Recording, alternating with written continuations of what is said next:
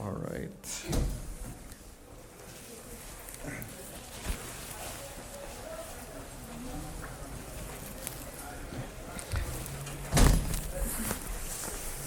So today, I guess we're all here to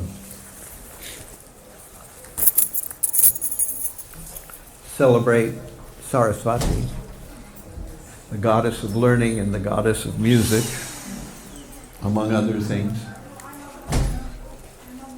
So I wanted to really actually talk about Bhagavad-Gita.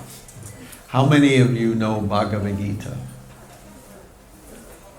You've heard of Bhagavad-Gita. Have you read Bhagavad-Gita? Recently. All right. So we have much ice and snow coming tonight or tomorrow. So when you can't go anywhere, you can read Bhagavad-Gita. So I know there's not much ice and snow in Bangladesh. No snow, no ice. So tonight we're going to see ice and snow maybe. So we'll see what tomorrow will be, whether we can go anywhere or no. So Bhagavad-Gita is important because it is what Krishna says. Now what does Krishna say? I'm going to read from Bhagavad-Gita chapter 7. Maya sakta manoye mam yogam yunjan madashraya asamshayam samagram mam yatha gyasyasi tachtrinu. Sri Bhagavanu vacha maya asakta manapartha yogam yunjan madashraya asamshayam samagram mam Yatha Gyasyasi Tachtrinu. The Supreme Personality of Godhead said, now hear, O son of Pritha, how by practicing yoga in full consciousness of me, with mind attached to me, you can know me in full, free from doubt. So I'll read that again in English. The Supreme Personality of Godhead said, now hear, O son of Pritha, how by practicing yoga in full consciousness of me, with mind attached to me, you can know me in full, free from doubt. So chapter 7 is where Krishna begins to tell Arjuna what is spiritual life. Up to that point, they've been discussing, and Krishna's been explaining various yoga systems. So Krishna has not explained exactly what he wants Arjuna to do yet. He has spent 6 chapters, chapter 1, 2, 3, 4, 5, 6 chapters, explaining different yoga systems. What does he explain? He's explained karma yoga. He's explained jnana yoga. He's explained Sankhya Yoga. He's explained also the yoga systems, Ashtanga Yoga. But he has not explained Bhakti Yoga. Why is he explaining Bhakti Yoga? We go 2 verses before this verse. This is the first verse of chapter 7. So the next to the last verse of chapter 6 says, Tapas vibhyo dikho yogi jnanibhyo pimata jnanibhyo tapas vibhyo dikho yogi. What is it? Let me look it up again. Somehow it's fading from my memory. Come on.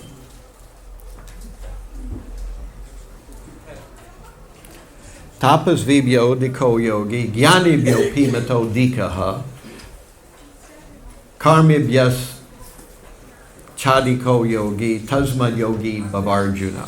So tapas vibhyo dikho yogi jnanibhyo pimato dikaha karmibhyas chadiko yogi tasmad yogi bhavarjuna. So The yogi is better than who? The tapasvi. The yogi is better than the jnani. The yogi is better than the karmi, or the one performing karma yoga. So Prabhupada explains in chapter 7 that all the various yogas, all the various processes bring you to Bhakti Yoga. Bhakti Yoga is the highest yoga. So one may be a tapasvi, one may observe various austerities, one may be a jnani, one may read various books, one may be a karma yogi, one may perform various havans and sacrifices and various oblations to demigods. But higher is the yogi. Now which kind of yogi? And then Krishna says, of course, yoginam api sarvesham madgatena antaratmanam shraddhavan bhajate yomam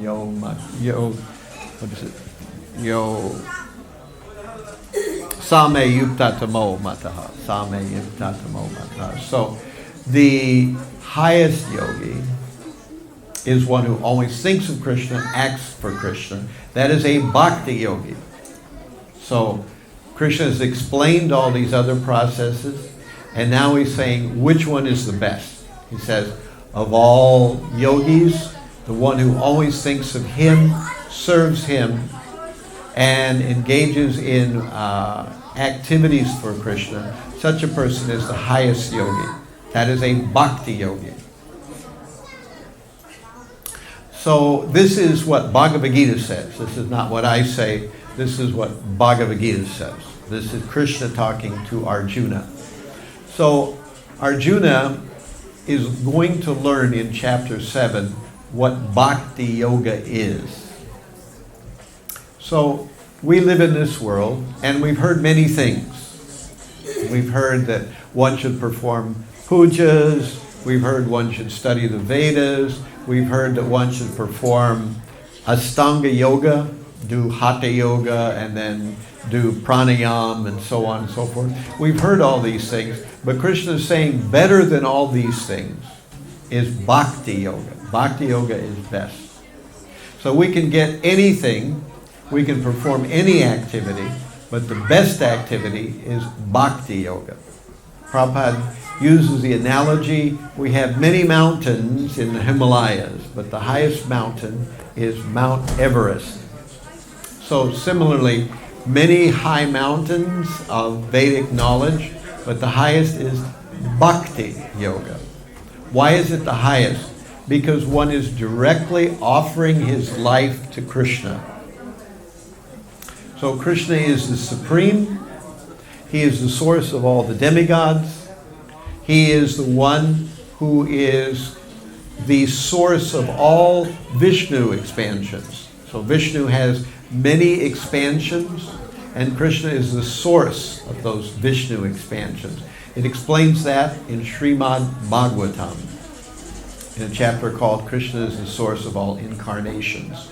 So Krishna is the source of all incarnations, and he's the source of the demigods. He's the source of the Vedas, and he's speaking to Arjuna. So we can have anything we want in this material world if we're willing to work at it and think about it and give our time. The question is, what is worth having in the material world? Not everything is worth having. Mostly people settle in this material world for having a lot of money. That's what most people want, a lot of money. Some people want to be famous. Do you want to be famous? Famous. People want to be famous. People want to be strong, either physically, like a sports person, or politically, like political leaders. They're strong, but they're politically strong. They may not be so strong physically. Then some people want to be very beautiful. Some people want to be very intelligent and have many people say, oh, you have PhD and you have so many important qualifications. So these things people work their whole life for. You work your whole life to become, what's that? Wealthy. Yeah, that's what we said in the beginning. Yeah, want to have money, right? So most people want to have money. But money, if the economy crashes, you can't eat money. You can't get anything with money if the government says that we can't stand behind the money. You've just got so many pieces of paper. There's a funny story that in one country there was such bad inflation that a man was going to buy a loaf of bread. So he brought a whole wheelbarrow full of money, of bills. And when he went to buy the bread, the man said, "You don't have enough money there." So he had to go back. He left the wheelbarrow and he went to get a little more money. And when he came back, somebody had stolen the wheelbarrow. They dumped the money out because it was more important, more valuable than the money. So everything is over at a certain time. In Brooklyn Temple, they are studying, or they have recently been studying, the story of Dhruva Maharaj. You all know Dhruva Maharaj? Yeah, Dhruva Raj. You know Dhruva? Who was Dhruva's father? Famous king. Who was Dhruva's father? Yeah, Maharaj Uttanapad. Who was Dhruva's brother?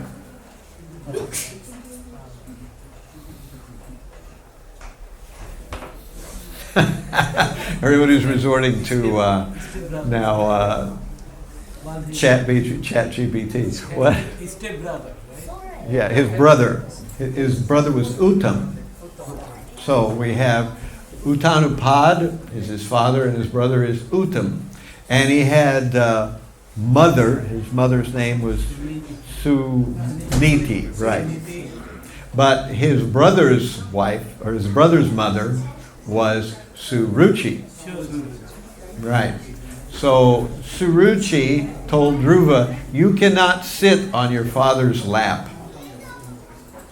How old was Dhruva? 5 years. 5 years. Who is 5 years old here? Who is 5 years old? Raise your hand. Are you 5? Yes. Oh, okay. So she's same age as Dhruva. Now Dhruva was supposed to be a prince. He was supposed to be king.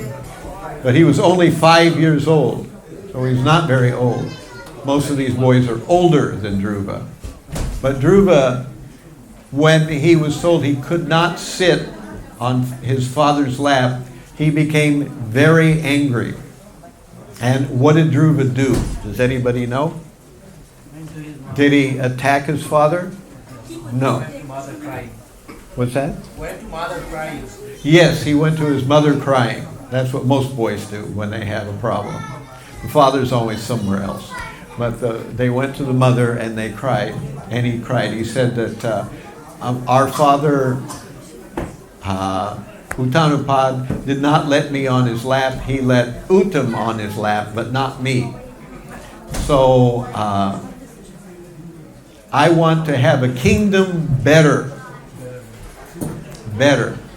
Now, that's going to be hard to do because Uttanapad was king of the whole universe. that time. How do you have a king? How do you have a kingdom bigger? So it's not going to be easy. So his mother, Suniti, said to Dhruva, "Please don't have any bad feelings toward anyone, not to my co-wife, Suruchi, or to your brother, Uttam. Don't have any bad feelings. It's always very inauspicious to have bad feelings toward other people because those bad feelings come back and hurt you. But if you want a kingdom bigger than your father, you will have to talk to Vishnu." So she didn't tell him to talk to Saraswati. She told him to talk to Vishnu. So Dhruva was going to talk to Vishnu, but he didn't know where Vishnu was. So Suniti said he's in the forest because all the sages go to the forest. Of course, Vishnu is everywhere, even in palaces. But Dhruva went to the forest looking for Vishnu. So Dhruva wanted a kingdom better than his father. Actually, he wanted a kingdom even better than his grandfather. Who was Dhruva's grandfather?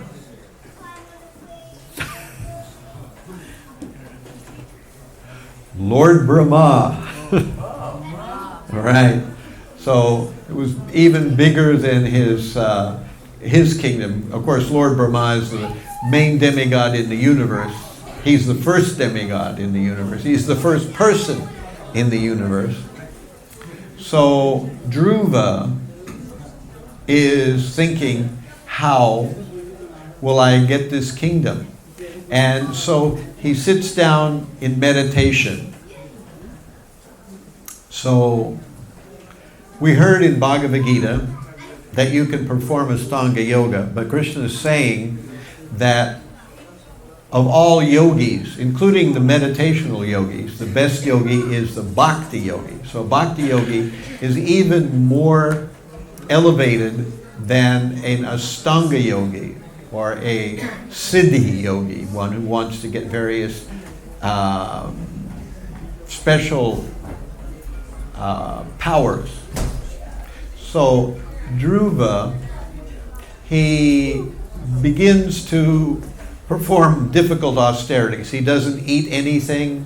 He exists only by breathing, and eventually Dhruva experiences the Supreme Lord. And he was given a mantra by Narada Muni. So before Dhruva began his austerities in the forest to see Vishnu, he met Narada Muni. Who is Narada Muni? One of the Brahma's son.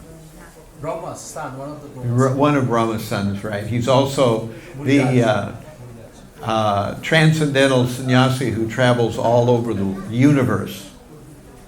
So he said, my dear Dhruva, what do you want? And Dhruva said, I want to have a kingdom better than my father or my grandfather. So he wanted a kingdom better than his father or his grandfather. What did Narada Muni tell him? He said, you are just a 5-year-old boy. Please go back home and play with toys. Right. But Dhruva said, I'm afraid I can't do that. I am too angry. I want a kingdom better than my father and my grandfather. If you can help me with that, fine. If not, I'll see you later. So that is what Dhruva said to Narada Muni. And Narada Muni said, you're sure you want a kingdom better than your father? Well, go to the forest, particularly to Vrindavan.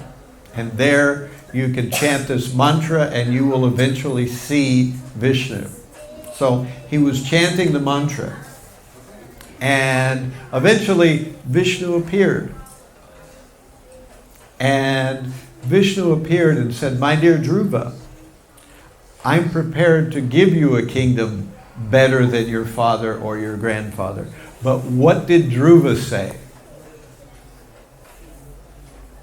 This is an important part of Srimad Bhagavatam. When Vishnu agreed to give Dhruva a kingdom better than his father or better than his grandfather, what did Dhruva say? Let me see if anyone else knows. I know that Paramasundara knows, but what's that? I don't want anything, I want you. Yes. Dhruva said when Vishnu was ready to give him a kingdom better than his father or grandfather, Dhruva said, I don't want the kingdom anymore. Now, why did that happen? He was so, Dhruva means very strong, very determined. So Dhruva was very determined. And he was just a young boy. But he was so determined that he stopped even the whole universe from being able to breathe by his austerities. And now when he has the opportunity to get why he was doing his austerities, he was a tapas vibhyo, he was one of the tapas views. So he could have the whole kingdom better than his father, better than his grandfather. And Dhruva says, I don't want it anymore. Now, what happened? What happened was that in chanting the mantra that Narada Muni gave him, it purified his heart. And he realized that having a kingdom, even the whole universe as your kingdom, was not very important. Not important. Most people just want some money. Even $1 million seems, amazing, or $2 million. But this is the whole universe. That's more than $1 million, more than $1 billion. It's having everything, basically. But Dhruva said, actually, I was trying to find a piece of glass, but now I have found a diamond. So he decided he did not want the kingdom of his father or grandfather. Instead, what did Dhruva want? Bhakti? Yes, he wanted just to be a servant of Krishna or Vishnu. So Dhruva could have the whole universe. He could have the whole universe, but he decided, no, I don't want it. Instead, I want to be your servant. Now, how difficult is it to be a servant? You don't have to have any money. You don't have to be beautiful. You don't have to be super intelligent. You don't have to be physically strong. You don't have to have a political position. All you have to do is perform bhakti. So Dhruva could have the whole universe, but he decided that he wanted bhakti. By the way, in the Bhagavatam, he winds up getting the whole universe anyway, but he is given the opportunity to engage in service. So we want little bits of broken glass. We want something small, like just to be famous, or just to have a few dollars, or just to be politically powerful, or just to have some position in some kind of intelligent community. We want these small things. But these are like, as Dhruva said, these are like pieces of broken glass. But the real diamond is to have service for Krishna. So we just read in Bhagavad-Gita that tapas vibhyo diko yogi, jnanibhyo pimato dikaha, jnanibhyo pimato, jnanibhyo, I'll get this verse right one of these days. Jnanibhyo pimato dikaha, karmibhyas chadiko yogi, tasmad yogi bhavarjuna. So please become a yogi. So Arjuna is being told by Krishna, don't be a jnani, don't be a tapasvi. That was Dhruva, he was a tapasvi. Don't be a karmi, just wanting to work for material profit, but be a yogi. Which kind of yogi? A yogi that always thinks of Krishna. That is a bhakti yogi. And that is the conclusion of chapter 6. And in chapter 7, Krishna explains how one can become such a yogi. All right, so I'm going to stop there. Do we have...